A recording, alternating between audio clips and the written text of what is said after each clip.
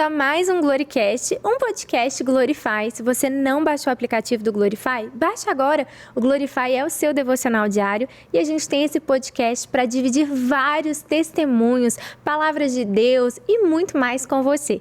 E no último, eu tive o privilégio de ser entrevistada pela Helena Tanuri. Gente, foi tão especial poder dividir a minha história com vocês. Só que agora, eu não quero apenas receber a Helena, não. Eu quero receber um casal que eu admiro tanto, que eu vejo Deus neles, que eu vejo realmente o tanto que eles são gente fiéis e o tanto que eles impulsionam o reino de Deus. Com vocês, João e Helena Tanuri. Tudo bem, Lu? Tudo bem, João? Tudo bem, Helena? Tudo ótimo, Lu. Bom estar aqui agora sentada de novo nessa cadeira. Melhor você ficar aí. Ai, gente, que honra receber vocês. Mais uma vez, Helena, obrigada. Eu acho assim, não tinha ninguém melhor para me entrevistar. Eu amei. Foi uma honra para mim. E eu acho assim que não tinha forma melhor de finalizar essa segunda temporada. Calma, gente. A gente tá terminando a segunda, tá? Segunda temporada do Gloricast, do que recebendo vocês. Porque assim, você já veio num podcast com a gente, dividiu muitas coisas, né, Helena? Mas muita gente não sabe, gente, que o João é uma das nossas vozes oficiais do aplicativo.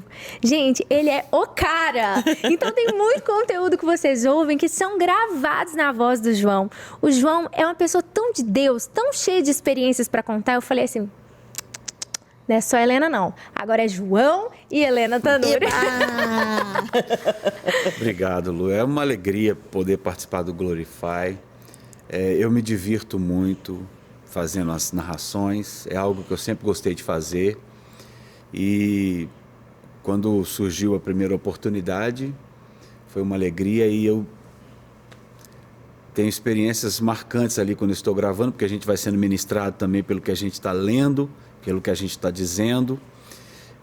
Além do aplicativo em si, além dos devocionais em si, poder contribuir, né? É sempre muito legal. É muito legal. Gente, essa família pra gente é tão especial, que agora tá acontecendo a campanha de Natal. E não basta, gente. João tá no aplicativo, Helena tá no aplicativo, agora Sofia está no aplicativo. Não é isso? É a família toda. Sim, foi uma experiência tão maravilhosa, Lu, porque eu e a Sofia hoje é a filha caçula que mora com a gente, né? Então, a Sofia e eu estamos muito próximas.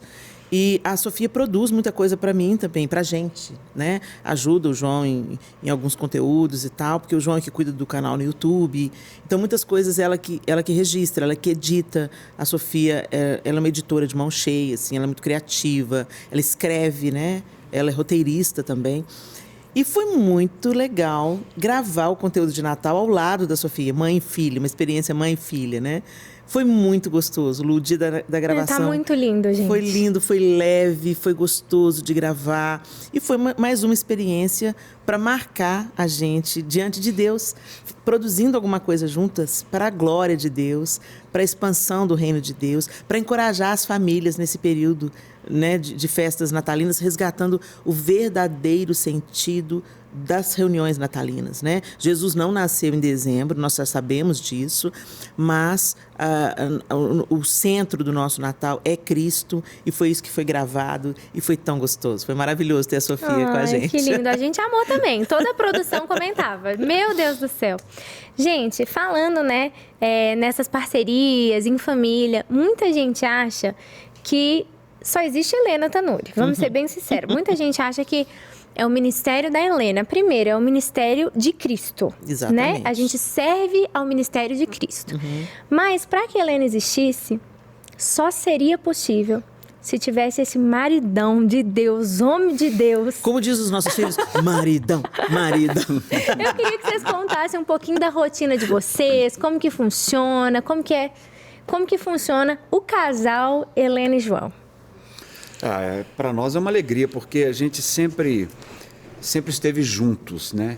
Quando nós estávamos no Diante do Trono, era uma participação juntos ali no vocal, sempre estivemos juntos. Naquele período, eu atuava como professor, né? Eu sou professor de matemática, dei aula por 25 anos. Meu Deus. Mas Helena, evidentemente, não ia comigo para a sala de aula, né? Para as escolas, mas vivia a rotina da minha profissão, porque os meus filhos todos estudavam numa escola em que eu dava aula, então a Helena vivia aquele contexto também. E quando, aos poucos, o Senhor foi mostrando que aquele meu tempo profissional como professor ali estaria terminando, a Helena já estava nessa fase, né, pregadora, e desde que isso começou, um combinado que a gente fez você nunca vai sozinha. Então, mas naquela época eu ainda era professor, então 80% das vezes eu a acompanhava. E quando eu não podia, uma intercessora ia junto, às vezes a mãe dela foi, algumas vezes até os nossos filhos foram, né? E Deus foi falando que ia chegar o tempo que eu teria que estar 100% com ela, envolvido também no mesmo ministério. E eu fui percebendo isso, aí eu tirei a segunda-feira da minha escala de aulas, né? Tirei a segunda-feira do meu horário, depois tirei a sexta, depois tirei a manhã de terça-feira, depois a tarde da quinta-feira, fui jogando as aulas para o meio da semana, até que chegou o tempo, de 2015 para 2016, que eu fiquei 100% envolvido também. E hoje nós temos essa realidade. Então a gente, não é uma dificuldade, né? É uma alegria poder fazer tudo junto, perto, junto da Helena, em parceria com ela. Hoje, a partir desse momento, mais no background, né? Mais por trás ali, mas sempre junto com a Helena. Eu amo fazer tudo com ela. Tem gente que fala, não, casou, tem que ter coisa que faça separado, né?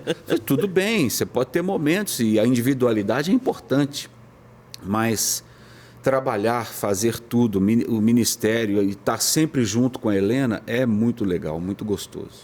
Alguns casais não funcionam assim, né? E tá tudo bem. Alguns casais sentem essa necessidade de terem um lugar onde eles produzem algo independente, né? Preciso para ter um respiro, já ouvi eles dizendo isso, mas para nós não é uma dificuldade, muito pelo contrário.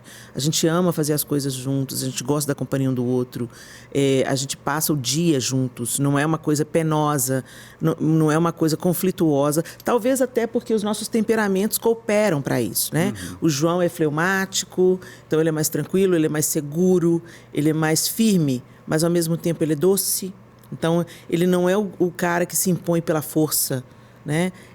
Eu costumo dizê-lo que quando uma pessoa precisa de afirmar muito quem ela é, o que ela faz, isso na verdade é um reflexo de uma grande insegurança.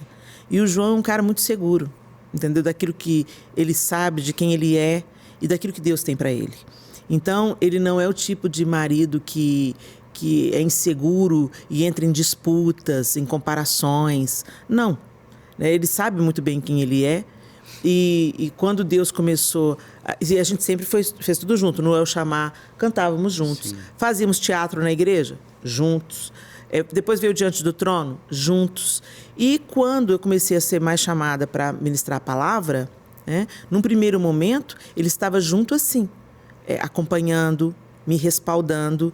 É importante essa autoridade. Eu costumo dizer que eu só cheguei a desenvolver o que eu desenvolvo hoje, porque eu tenho uma liderança gentil sobre mim. Então, o João é a pessoa que me autoriza, é a pessoa que me abençoa, que me lidera e me envia. Né? Quando a gente está numa ministração, as pessoas não veem essa parte. Lá no quarto do hotel, é ele que impõe as mãos sobre mim e ora por mim. É ele que, quando eu desço do púlpito, muitas vezes eu desço muito mexida pela mensagem que eu acabei de entregar. Ela me atinge em cheio também. Então, muitas vezes, é ele que tem que ser o ombro onde eu vou chorar. É tão interessante isso que recentemente a gente esteve no mês passado na igreja, na AD Alfa, né? A Jairinho e a Cassiane. E eu achei tão lindo que o noivo da filha da Cassiane, ele comentou com ela, com a Jaiane. Ele falou... Eu achei lindo o jeito que ele acolheu a esposa e ele abraçou a esposa quando ela desceu do púlpito, né? E é muito bom saber que o João está ali, ele está na primeira fila, ele impôs as mãos sobre mim, ele me abençoa, ele me lidera e ele entende, né? E mais do que entende, ele me pastoreia, né? Então, eu presto contas também ao João, eu também confesso pecados ao João, né? Quando eu estou vulnerável, quando eu estou... meu coração está me enganando, ele também é a pessoa que me confronta.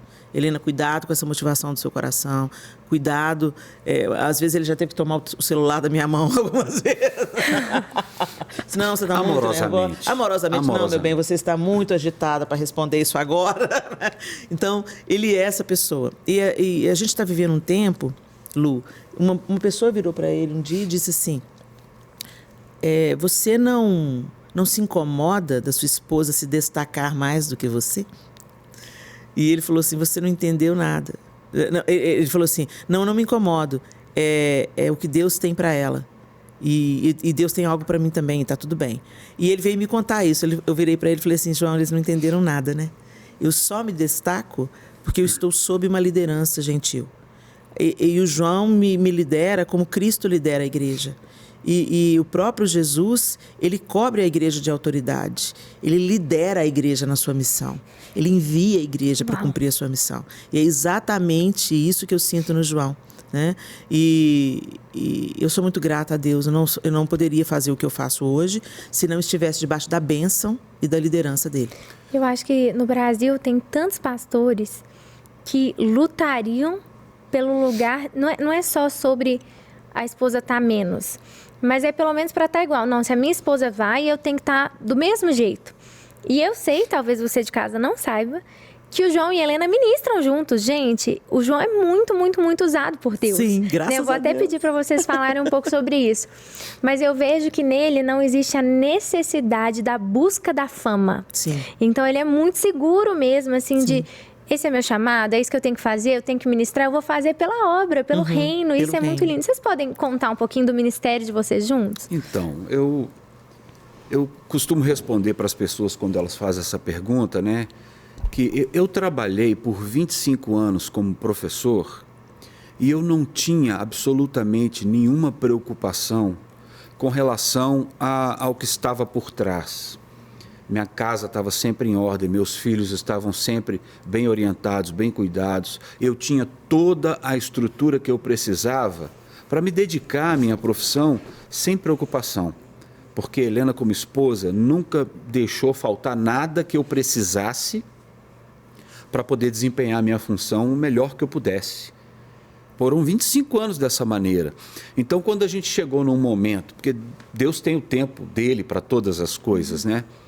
De vivenciar esse desabrochar desse ministério da Helena e a possibilidade dela dividir mais intencionalmente, mais intensamente tudo que Deus fala com ela nos púlpitos das igrejas, nos seminários, nos congressos, para eu poder participar e cooperar e ser esse apoio para ela, é um privilégio enorme. E não fardo nenhum. Por 25 anos ela fez isso comigo. Né? É o momento de eu estar ali. E eu costumo dizer para o pessoal, às vezes, a maioria das vezes que a Helena vai pregar é em congresso de mulheres. Hoje é assim, né? E eu sempre estou junto. Agora, 99,5% das vezes eu estou junto, né? E às vezes a gente chega em locais, né? E geralmente os congressos, os seminários de mulheres são organizados pelas esposas dos pastores ou pelas pastoras, pelas líderes de mulheres, né? Então, às vezes o marido está, o pastor está. E eles chegam só falando assim, João, na hora da palavra, na hora da ministração, você quer dar uma volta, quer tomar um café, quer ficar lá na sala? Eu falei, não, eu quero ficar ali no culto, eu quero ouvir, quero participar. Fica tranquilo, não tem problema não. Eu sou o homem, no Brasil pelo menos, que mais frequenta seminários e congressos de mulher. Está tudo bem. E aí, nessa jornada, Lu, aí muitas pessoas começaram a observar como o João me lidera. Né? Como ele é atencioso, como ele é atento, como a figura dele me respalda, né? Eu sou protegida pelo simples fato do João estar comigo numa viagem. Pelo simples fato dele estar junto, eu sou protegida. Né? E eles começaram a observar. E começou a ser recorrente, Lu. Os pastores dando o feedback, eles falando, você me inspirou, pastor João, você me inspirou. Outros falavam, olha, você subiu a minha régua, agora eu estou lascado, porque você fica abrindo porta para a Helena entrar, você põe ela no canto, você dá a mão, às vezes, para ela descer do púlpito, se é um lugar com mais dificuldade. Agora subiu a régua, eu vou ter que fazer a mesma coisa com a minha esposa. E eu comecei a perceber que sem palavras, o João deixava uma mensagem, né? Deixava um ensinamento. E muitos, depois, posterior à viagem, chama ele no privado, conversa com ele, pede um conselho se está vivendo alguma dificuldade. Então, nem tudo que Deus está fazendo está aparecendo. A gente tem que entender isso. Tem pessoas que vão trabalhar nos bastidores e elas vão ser muito bem-sucedidas naquilo que Deus concede a elas. E como uma consequência natural, começaram os convites para a gente ministrar para casais. Então, a gente já tinha o material Casados e Felizes 1, que foi um DVD, que já está disponível hoje. Muito legal. Muito legal. A gente colocou Muito também legal. o nosso dom, porque a gente também fazia teatro junto. O João é um ator de mão cheia. A gente vê esse homem assim, com poucas palavras. Não, o João é sério aqui, porque lá... Sim. Eu Nos fico assim, DVDs você vê... Uau, que surpresa! Outro João. Outro João. Então, principalmente no segundo DVD, no segundo trabalho, que foi... Só para mulheres e homens curiosos. Ele deixou mesmo os personagens masculinos aflorarem e foi maravilhoso. Inclusive, esse material está disponível também agora de uma forma online, né? Você pode ir lá no meu perfil no Instagram, que vai estar lá o acesso para você poder adquirir. E aí a gente vê uma outra faceta do João Lúcio, né? E a gente começou a colocar isso a serviço do rei, a serviço do reino, a serviço das famílias. Gravamos o primeiro DVD, Casados e Felizes, depois gravamos só para mulheres e homens curiosos, e também fizemos uma segunda versão do Casados e Felizes, que é um curso online também. E aí, depois disso, Lu, os convites começaram a chegar para a gente ministrar em congressos de casais. E muitas vezes a gente divide o púlpito, né? Eu falo, ele fala, eu falo, ele fala. E a gente tem tido um retorno maravilhoso. As pessoas agradecem muito, são abençoadas, são impactadas. E a gente fica muito grato a Deus por isso que ele está fazendo. O João, ele fala assim, Helena, mas essa é a sua área. A minha área é a matemática. Mas ele mal sabe que quando ele abre a boca, tantos homens são abençoados. E eu já ouvi de muitas mulheres, olha, que bom que o seu marido está ensinando. Ele tem muito a ensinar aos homens, né? E eu fico muito grata a Deus de saber que Deus está fazendo isso. Helena, vocês falando um pouquinho de ensinar aos homens, né? Ensinar pra gente também. Eu queria saber, assim, como que vocês conseguem... A impressão que a gente tem é que vocês se dão muito bem, né? Tipo, vocês vivem 24 horas juntos. A gente vai lá amigo do outro. Yeah. Qual que é o segredo aí para os outros casais? Cultivar a amizade, Lu. A gente tem que ser muito amigo. E a amizade... Primeiro, eu acho que essa foi a primeira característica que se desenvolveu no nosso namoro. A gente gostava de contar um para o outro as novidades do dia. A gente gostava de que o outro soubesse dos planos. A gente torcia um pelo outro. A gente vibrava com as conquistas um do outro, né? E isso foi aumentando. A gente foi nutrindo isso, sendo intencional. Então, nenhum outro homem é meu amigo. Meu amigo é o João. Eu posso chamar outros homens muito queridos de meu amigo, mas o relacionamento que eu tenho de amizade com o João, eu não tenho com nenhum outro homem. As minhas confidências são para ele. Os meus sonhos eu compartilho com ele. As minhas frustrações eu compartilho com ele. Quando a gente está com algum ruído na nossa comunicação, eu tento resolver com ele, né? Então, essa honestidade no nosso relacionamento, inclusive de confissão de pecados, né? Isso só estreitou a nossa amizade. Então, hoje, depois de 33 anos casados, 35 anos namorando, a gente olha um para o outro e, às vezes, sem palavras, a gente já se entende. E umas coisas engraçadíssimas foram se acentuando com o passar dos anos. A gente, às vezes, fala frases inteiras juntos. Os nossos filhos morrem de rir. Eles falam que é muito engraçado o jeito que a gente fala. Não, fala sério, vocês dois ensaiaram isso aí. E a gente cai na risada. Não, nós não ensaiamos. É uma sintonia mesmo, que foi sendo afinada com intencionalidade. No dia que a gente foi casado pelo pastor Márcio fez o nosso casamento. O meu também. Ele falou assim, Helena, você não está se casando para ser feliz. E eu levei um susto, né? Nos meus 22 anos, cheia de expectativas, eu quero ser feliz. Aquela visão hollywoodiana de casamento, né? Você não está se casando para ser feliz. Eu, epa, como assim não estou? Você está se casando para fazer o João Lúcio feliz. E imediatamente ele se reportou ao João Lúcio, você não está se casando para ser feliz, mas para fazer a Helena feliz. Se vocês dois buscarem esse propósito, tem grande chance de dar muito certo. E a gente começou a perseguir isso. A gente começou a se preocupar com aquilo que alegra o outro. E se preocupar também com aquilo que enraivece o outro, com aquilo que entristece o outro. E começamos a recuar diante disso, né? Começar a exercitar, fazer as coisas boas e praticar menos as coisas que irritam, as coisas que desgastam, né? E aí a gente só foi afinando. Ele é meu melhor amigo. Essa é uma prática natural e normal, fácil de você identificar quando você olha para um casal de namorados.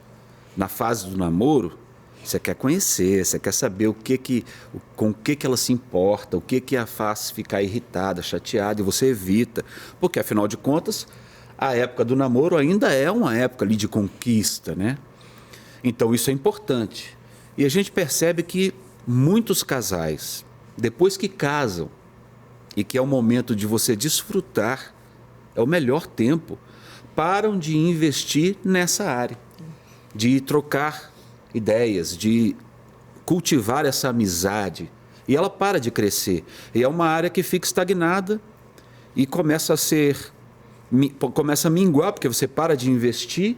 E aí, de repente, o casal se encontra dois estranhos dentro da mesma casa, sem saber o que o outro pensa, como que o outro reage, quais são os desejos, as vontades, os ideais, a maneira de pensar e de ser do outro. E se isso acaba, isso é adubo, isso tem a ver com a raiz, isso é fundamento do casamento. Então, cultivar a amizade é uma coisa que não pode parar.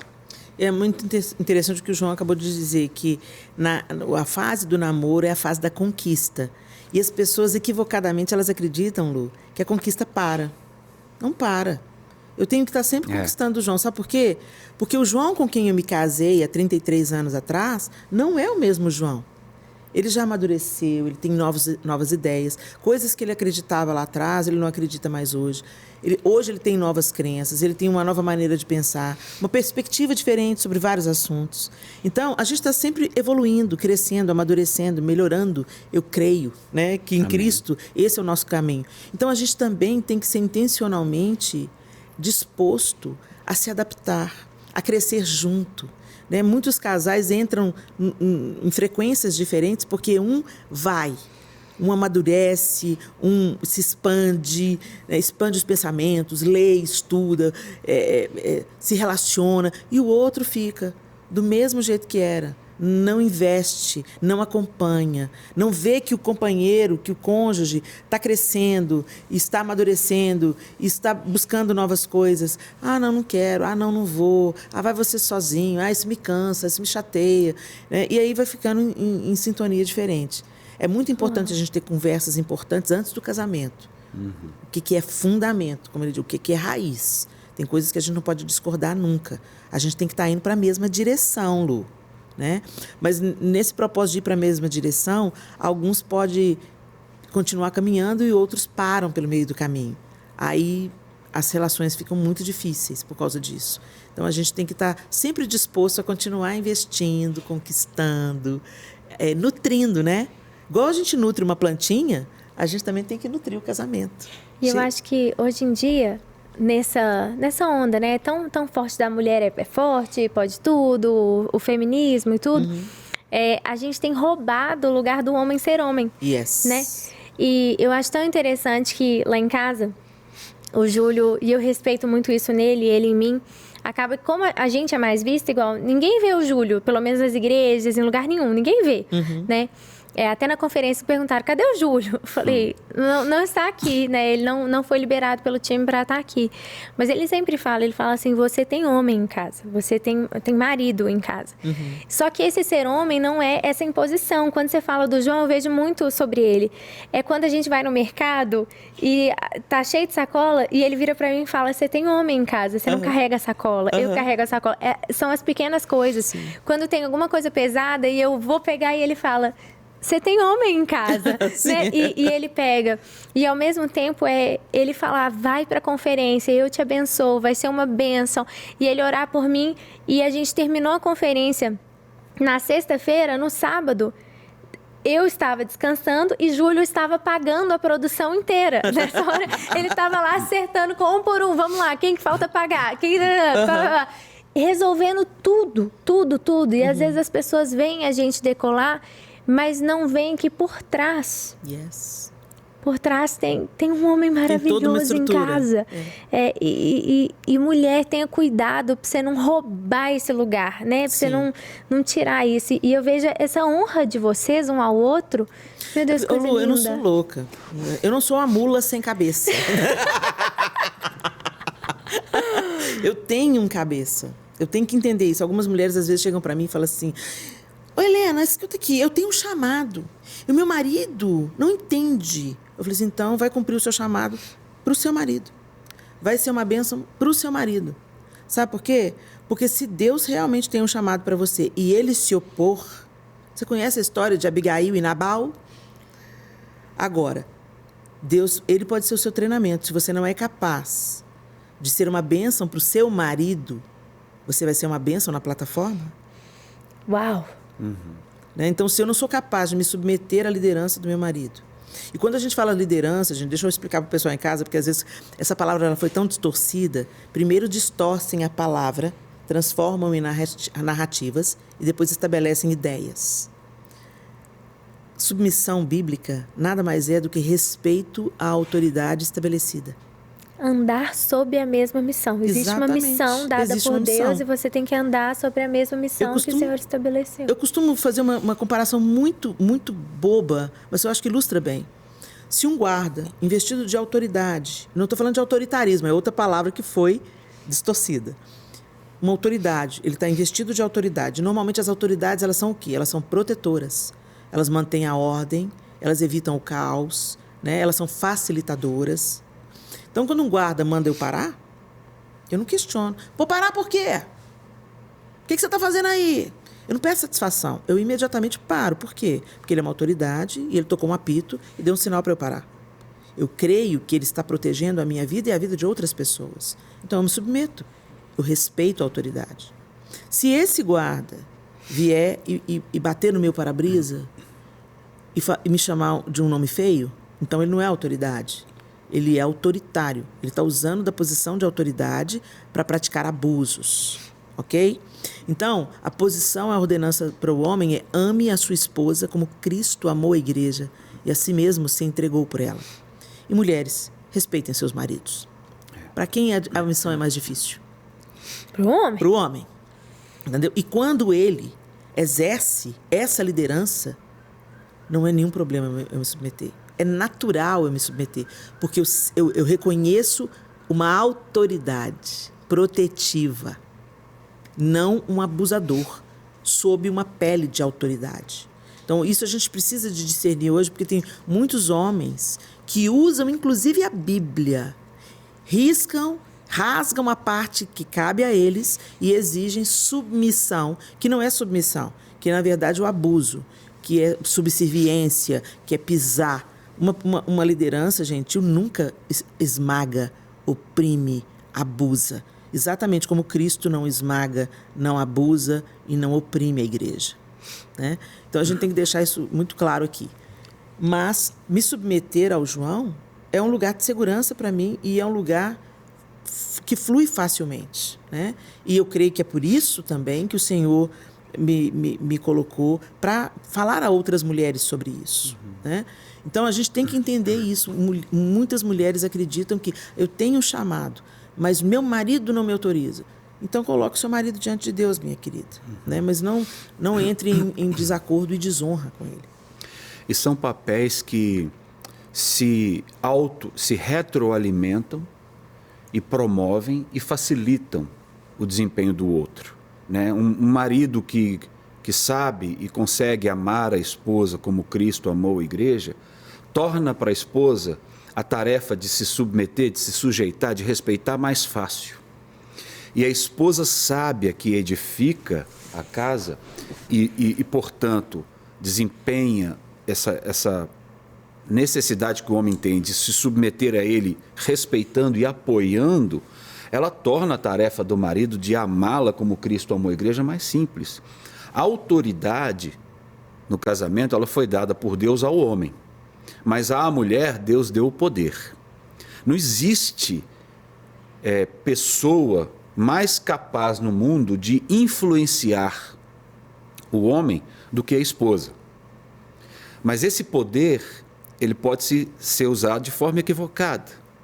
Seria o poder de Jezabel, que vai dar ruim, muito ruim. Mas quando esse poder é usado de forma sábia, edifica. E aí o marido tem esse apoio para ele poder exercer a autoridade. A autoridade no padrão que Jesus ensinou. Então, uma coisa depende da outra. A autoridade é para o marido, o poder é para a esposa, e ela pode influenciá-lo e fazer desse cara alguém que vai chegar ao máximo do potencial que ele tem. E esse marido vai exercer uma autoridade tamanha que vai dar para a esposa a segurança que ela precisa. Para, inclusive, se ela precisar viajar sem a presença dele física para desempenhar algo que ela foi chamada para desempenhar, ela tenha segurança que o marido está ali, o esposo está ali, a abençoou, a enviou. É o seu caso, por exemplo, né? Ou uma coisa simples, como, por exemplo, resolver questões práticas que precisa de alguém com pulso, com presença, que vai demonstrar e exercer a autoridade com segurança em qualquer situação. Você não vai temer, porque você sabe que ele está ali do seu lado, ele está te apoiando, ele está te enviando, ele está te abençoando, ele está te provendo, te protegendo. Né? A gente ouviu esse ensino do pastor Juscelio, ele fala exatamente isso, que ao homem Deus deu autoridade e à mulher poder. No primeiro momento choca, e ele fala assim, e quando a gente pensa na prática, a mulher ela tem um poder, ela tempera uma casa. Ela é o termômetro da casa. Se tem uma mulher sábia em casa, como a dinâmica da casa é diferente. Eu conheço N histórias de ambientes, inclusive, onde o alcoolismo estava presente na vida do homem. Essa mulher conseguiu reverter a atmosfera da casa em uma atmosfera de amor e confiança, a despeito das dificuldades que o marido estava atravessando naquele momento. Então, é tão lindo a gente ver. Mas ele também falou uma coisa interessante, Lu. Ele falou assim, que a mulher Deus deu o poder mesmo de influenciar, de aconselhar, de ser resposta, de ser solução para problemas, né?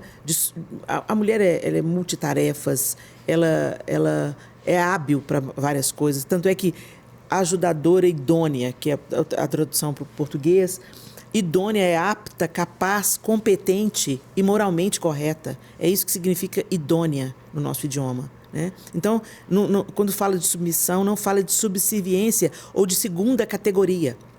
Né? Então, quando a gente vê claramente isso, mas aí ele destaca, ele fala assim, a grande dificuldade é quando a mulher usa o seu poder para tentar usurpar a autoridade masculina. Exato. Entendeu? Então, isso marcou a gente, esse ensino marcou a gente para sempre, porque a gente sabe que é exatamente isso.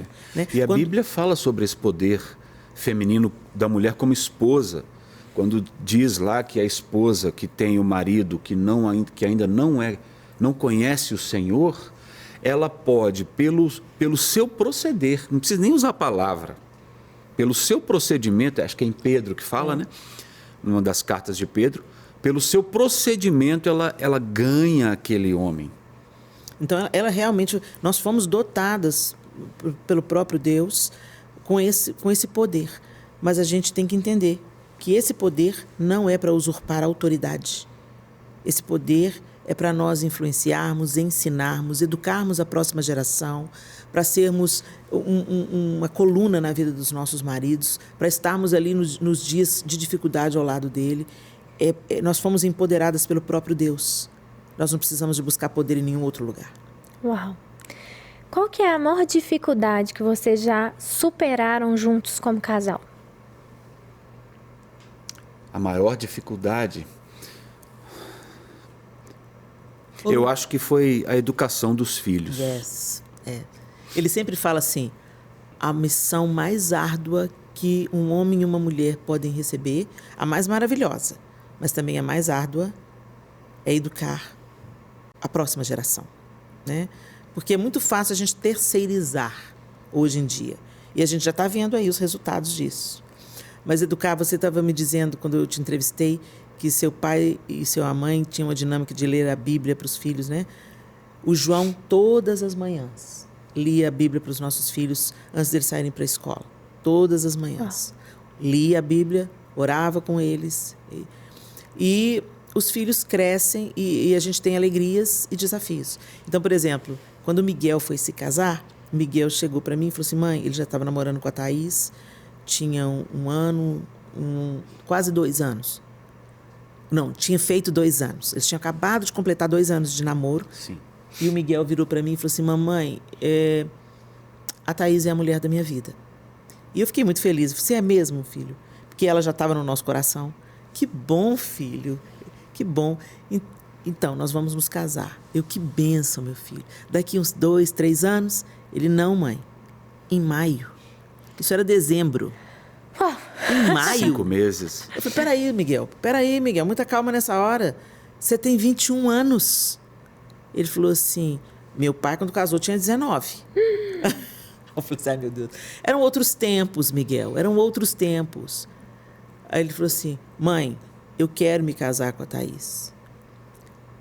Eu falei assim, tá bom, já que você colocou o exemplo do seu pai, se for para você ser homem, igual o seu pai foi desde o primeiro dia de casamento, você pode se casar. E ele virou para mim, olhou bem nos meus olhos e disse assim, mãe, eu tenho um bom exemplo em casa. É ele mesmo que eu quero imitar. Uau! Então aquilo assim, me deixou tão grata, porque eu vejo hoje o Miguel como marido tendo gestos, atitudes muito parecidas com o pai. Foi um ensino que o João deixou, além da palavra ensinada, dita, é isso, é isso, é isso. Ele deixou um legado com seu exemplo, com a sua maneira de me tratar, a sua maneira de me cuidar. E eu fiquei muito feliz com isso. Mas a gente também tem 4 cabeças diferentes em casa, Lu, né? E os filhos crescem e fazem escolhas.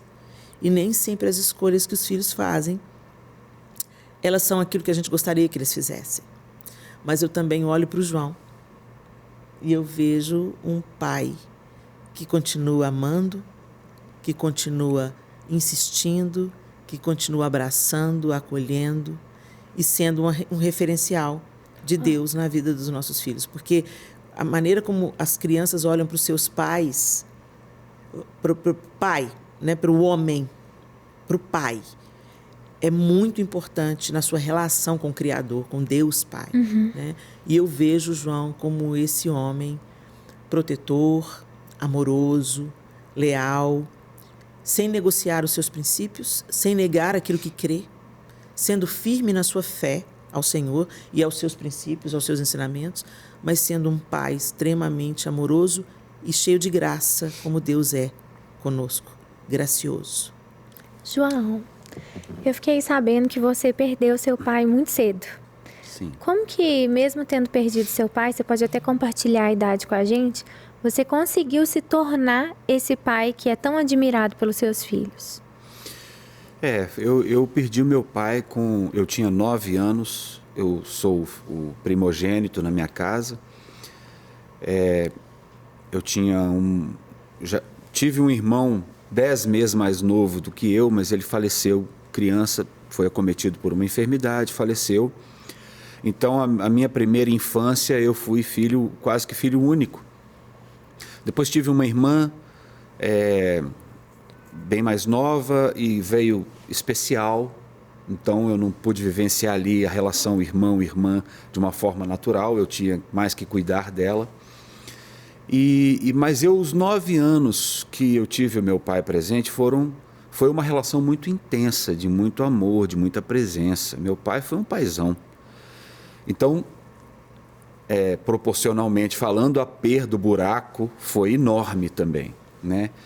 E depois minha mãe se casou novamente, então os meus outros irmãos tiveram a experiência de um pai presente, né? Não o pai biológico, mas o meu tio. Minha mãe casou-se com o meu tio, irmão do meu pai, 4 anos depois que meu pai faleceu. O levirato funcionou lá. Ela é Tanuri 2 vezes, né? Meu Jesus. Mas a relação com meu pai sempre foi muito intensa. Então, mesmo tendo perdido, ele deixou marcas profundas na relação. E eu sempre quis, pelo fato de não ter tido um irmão próximo na minha infância, na minha adolescência, eu sempre dizia, quando eu casar, eu quero ter vários filhos, quero ter muitos filhos, porque eu quero que eles vivam a experiência de ter irmãos próximos, né? E eu tinha no meu coração de ter 4 filhos. Depois que nasceu o primeiro, eu revi, cheguei para ela e falei assim, talvez a gente possa ter só 2, mas o Senhor foi dando os 4. Porque o primeiro filho, Lu, é muito assustador. É um trabalho braçal, mas mais difícil, né? Quanto mais a gente tem filho, mais a gente gosta do negócio, entendeu? Logo passou aquele pensamento meio racional, né? E o Senhor nos agraciou, nos deu 4, e eu sou muito grato a Deus por isso, porque são experiências que nós vivemos. Foi a tarefa mais difícil, educar, mas também a mais legal, a mais divertida, mais emocionante. E é a que a gente mais aprendeu. É uma jornada linda. Então, eu acho que toda a experiência curta, mas intensa que eu tive com meu pai, do exemplo dele como pai, e a minha vontade de ver uma família, de ter uma família com muitos filhos, acho que me impulsionou a isso, né? Foi a tarefa mais difícil, mas foi a mais feliz, a mais agradável. E a gente vivenciou muito intensamente todos eles. Quando você tem um filho, as experiências que você tem com ele te ajudam, às vezes, nas questões práticas com os próximos. Mas é outra pessoa, é outra personalidade. As coisas que funcionam com um não vão funcionar com o outro, né? São pessoas diferentes, né? A gente pôde rir, chorar, brincar, pensar, sonhar abundantemente, intensamente por muito tempo. Pois é, e agora a gente quer contar aqui para vocês em primeira mão que seremos avós. Meu Deus! A família está crescendo. A família Tanuri está crescendo.